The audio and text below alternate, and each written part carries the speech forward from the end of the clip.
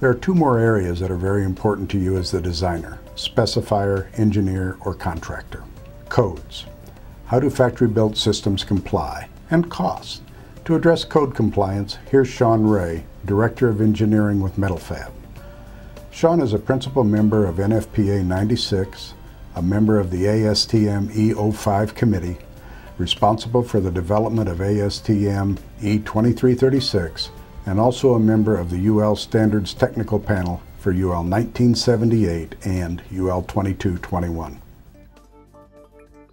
In the early 1990s, three of the model code groups provided new acceptance criteria in order to evaluate alternative fire-rated enclosures for kitchen exhaust.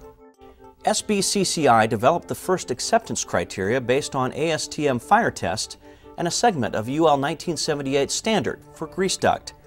BOCA upped the ante by requiring an E119 fire resistance test similar to the testing method required of shaft systems in the building codes.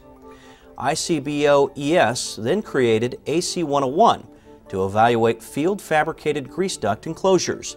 The new evaluation criteria established a more stringent internal fire test simulating an actual grease duct fire. In the mid-90s, Metal-Fab introduced factory-built systems exceeding the test requirements of all model codes. Since then, our staff continued to work with the code bodies and was instrumental in developing a test standard for factory-built grease ducts AC121.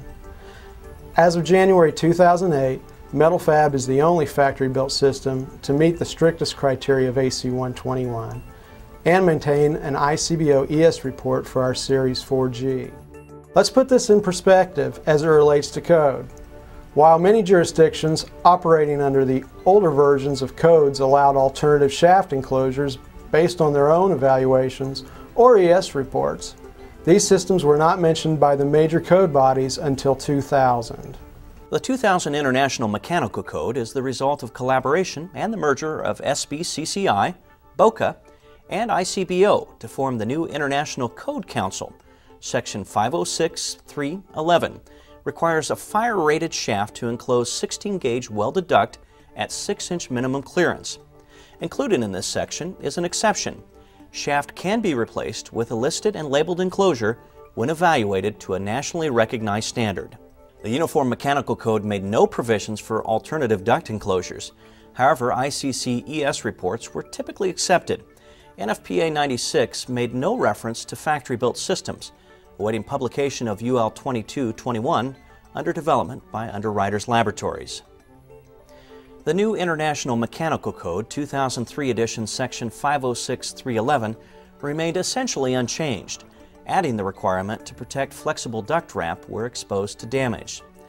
In 2004, NFPA 96, with UL 2221 in hand, modified section 431 to require that all field-wrapped and factory-built enclosures meet UL 2221 test standards.